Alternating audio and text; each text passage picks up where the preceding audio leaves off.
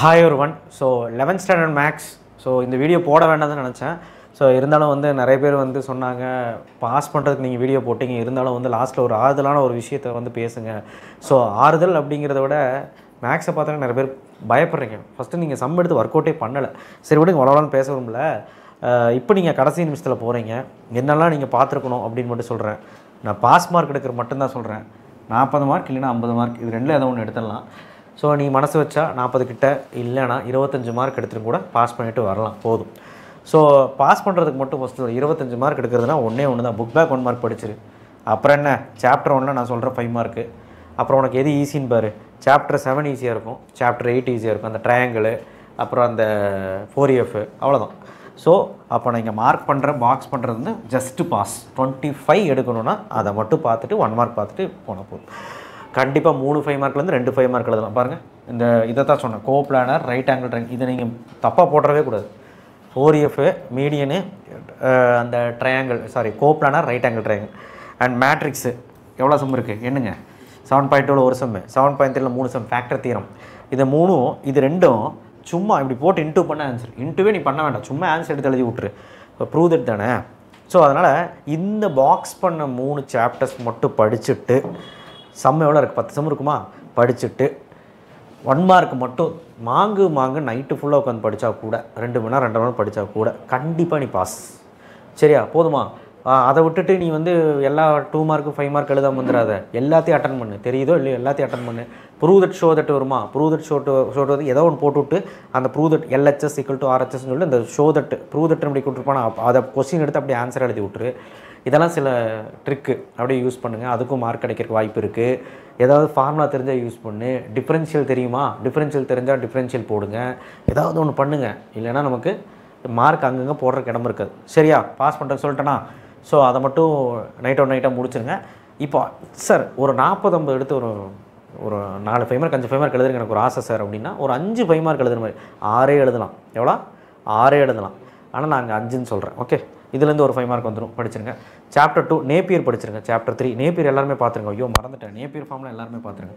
Chapter 2 வந்து பார்த்திங்கன்னா இந்த 5 சம் இருக்குது, எனக்கு தெரியாது. இது ஆல்ரெடி லாகரிதம்லேருந்து 2.12 கேட்பான். ஸோ லாகரிதமும் படித்தா தான் என்னால் எழுத முடியும்னு சொல்லுவேன். பட் பரவாயில்ல, இந்த 5 சம்மாவது பார்த்துட்டு போங்க. சாப்டர் 4 வந்து பார்த்திங்கன்னா 4 மேத்தமெட்டிக்கல் என்ன பண்ணுவீங்க, first P of n, P of k, P of k + 1, sorry P of, ஆமாம், இதை 3ஐயும் ப்ரூவ் பண்ணி சும்மா எடுத்து எழுதுனா 3 மார்க்கு. நீ எடுத்து பாரு, நீ எடுத்து பார்க்க மாட்டேற. அதுக்கப்புறம் ப்ரூவ் பண்ணினா 5 மார்க், ப்ரூவ் பண்ணலைன்னா 4 மார்க் 3 மார்க் போடுவோம். சாப்டர் 5 எவ்வளோ சம் எழுதியிருக்கேன், 2 சம் போடுவீங்களா, போட்டுருங்க. எனக்கு தெரிஞ்ச அந்த வீக் ஸ்டூடெண்ட்டுமே போட்டு பார்த்துருங்கன்னு நான் நினைக்கிறேன். வீக் ஸ்டூடெண்ட்டுமே போட்டு பார்த்துருங்க, முடிஞ்சால் போட்டு பார்த்துருங்க. ஓகே, ஸோ அடுத்தது அதுக்குன்னு பாக்ஸ் பண்ணது மட்டும் பார்த்துட்டு போயிடாத. இது இருக்கிறது எல்லா 5 மார்க்கும் பார்த்தீங்கன்னா 5 6 எழுதலாம். ஸோ 6.4ல் 14 15 பார்த்துரு. சாப்டர் 7 8 சொல்லிட்டேன். சாப்டர் 9ல் இந்த தியரம் பார்த்துரு. சாப்டர் 10ல் 3 சம்யா எடுத்து இப்போ யாரோ வீடியோ பார்த்து கூட படிச்சுக்கலாம், 3 சம் தான் ப்ரூஃபு. சாப்டர் 12 பாரு, பேஸ் தியரம், ஃபேக்ட்ரி 1 ஃபேக்ட்ரி 2 கண்டிப்பாக வந்துடும். அதை விட்டால் கன்சல்டன்சி அந்த மாதிரி இருக்குது. 12.4ல் ஆமாம் ஃபேக்ட்ரி 1. 12.20 to 21 புதுசியா ஸ்பீக் ட்ரூத்து அது மாதிரி ஒரு சம்மு கேட்டிருந்தான் ஜூனில், அதனால் பார்த்துருங்க. ஸோ அவ்வளோதான், பார்த்துட்டிங்கன்னா ஒரு 5 5 மார்க் கணக்கு போடுங்க. 25 அண்ட் 1 மார்க் ஒரு 15, கரெக்டாக 40 ஆயிடுச்சு. பட் இருந்தாலும் 2 மார்க் 3 மார்க் ஏதாவது ஒப்பு ஏற்றணும்ல, அதுக்கு நான் சொல்கிறேன் 1.1 1.3 நான் அப்ளை கொடுத்தேன்னா டைம் இருந்தால் பார்த்துப்போம், டிஸ்கிரிப்ஷன் பாக்ஸில் வைக்கிறேன்.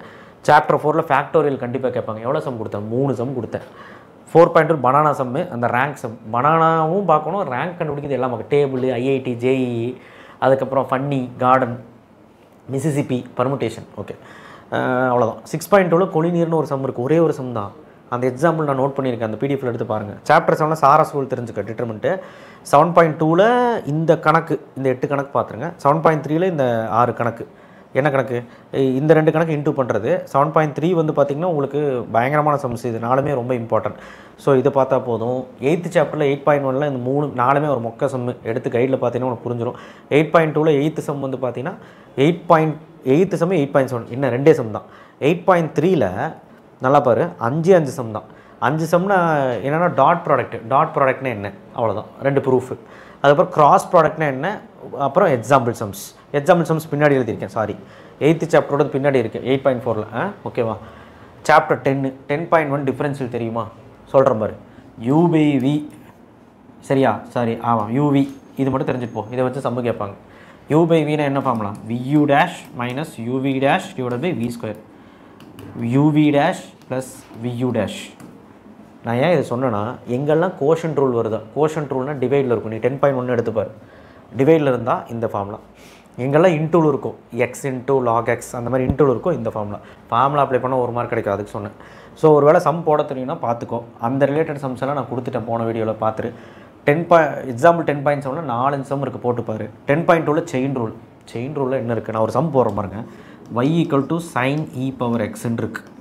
நான் சும்மா போடுறேன், நீ ஒரு 10 ஃபார்முலா இருக்குமா அதை படிச்சிரு. dy/dx டிஃப்ரென்ஷியேட் பண்ணால் இப்போ sin xனா sin xன்னு நினச்சிக்கோ. இதை sin x டிஃப்ரென்ஷியேட் பண்ணது cos x, நான் எக்ஸ் மாதிரி நினச்சிட்டேன் இல்லையா? e/x எக்ஸ் மாதிரி நினச்சிட்டேன். sin x என்ன பண்ணியிருக்கேன், cos x. இப்போ e/x ப்ராக்கெட்டில் இருக்குது தனியாக பண்ணு. e/x தனியாக டிஃப்ரென்ஷியேட் பண்ணது e/x, அவ்வளோதான். இதுதான் ஆன்சர், இதுதான் செயின் ரூல். இது போட்டால் 2 மார்க். இந்த மாதிரி 17 சம் கொடுத்துருக்கேன் போன வீடியோவில். அதை நீ போட்டு பார்த்தீங்கன்னா ஒவ்வொன்றும் ஒரு நிமிஷம் தான் போட்டு பார்த்தீங்கன்னா இது வந்து ஒரு 2 மார்க் ஒரு 3 மார்க் எழுதிடலாம். சரியா? அடுத்த சாப்டர் 12 பாரு. 12.1 நம்ம 10th படித்தது நான் சம்மு கொடுத்துருக்கேன் போன வீடியோவில் பார்த்துக்கோங்க. 12.2 ஒரு 5 எக்ஸாம்பிள் இருக்குது. 12.3 ஒரு 4 சம் இருக்குது. டைம் இருந்தால் பார்த்துட்டு போ. இவ்வளோதான். என்ன ஒரு பேசிக்கான ஒரு டிஃப்ரென்ஷியேஷன் இதுதான். இன்டெகிரேஷனும் தெரிஞ்சுட்டு போகலாம். சரி, டைம் இல்லை, விட்டுருங்க. ஸோ இதெல்லாம் பார்த்துக்கோங்க. வீக்காக இருக்கிறவன் 25 மார்க் எடுக்கிறவன் சொல்லிட்டேன், 40 மார்க் எடுக்கிறவனுக்கும் சொல்லிட்டேன். அதை விட 2 மார்க் 3 மார்க் ஒரு 4-3 எழுதணும் அப்படிங்கிறவனுக்கும் சொல்லிட்டேன். ஸோ நீங்கள் டிசைட் பண்ணிக்கோங்க எவ்வளோ மார்க் எடுக்கலாம். எனக்கு தெரிஞ்சு 60 எடுக்கலாம். நான் இப்போ சொன்ன வீடியோ பார்த்தீங்கன்னா 90க்கு 60 கிட்ட எடுக்கலாம். ஆனால் ஒரு 50 மார்க் எடுத்தாலே போதும்னு நினைக்கிறவன் நான் சொன்ன மாதிரி படிச்சுக்கோங்க. தேங்க்யூ. ஷேர் பண்ணுங்கள், சப்ஸ்கிரைப் பண்ணுங்கள், மறக்காம பெல் ஐக்கனை ப்ரெஸ் பண்ணுங்கள். கண்டிப்பாக இந்த வீடியோ கை கொடுக்கும்னு நான் நினைக்கிறேன், நம்புகிறேன். கொஸ்டின் பேப்பர் ஈஸியாக வரும். ஃபெயில் ஆகிட்டேன்னு முடிவாயிடுச்சுன்னா ஒன்றுமே இல்லை, எல்லாத்தையும் எழுது. என்ன எழுதுறேனே அவனுக்கும் தெரியக்கூடாது, உனக்கும் தெரியக்கூடாது, எல்லாத்தையும் எழுது. கரெக்டாக 1 மார்க் மட்டும் எப்படியாவது ஒரு 16 கரெக்டாகிரு. 20 கிட்ட வந்துட்டிங்கன்னா அவன் எப்படியாவது பாஸ் பண்ணி விட்ருவாங்க. ஆனால் நீ எல்லா சம்மும் அட்டன் பண்ணணும். நீ அட்டன் பண்ணாமல் வந்தீங்கன்னா ஃபெயில் பண்ணி விட்ருவாங்க. மார்க் போடுறக்கு இடம் வேணும்ல. Prove that sum, show that sum, differential நான் சொல்லி கொடுத்தேன் அந்த மாதிரி சம்ஸ் எல்லாத்தையும் அட்டன் பண்ணு, பாஸ் போட்டு விட்ருவாங்க. நான் சொன்ன மாதிரி 3 சாப்டர் படித்தா நீயே பாஸ் ஆகிக்கலாம். ஒரு 2-3 5 மார்க் எக்ஸ்ட்ராவே எழுதலாம். சரியா? சரி, வளவலன்னு பேசலை, பாருங்கள் உட்காந்து. சரிங்களா?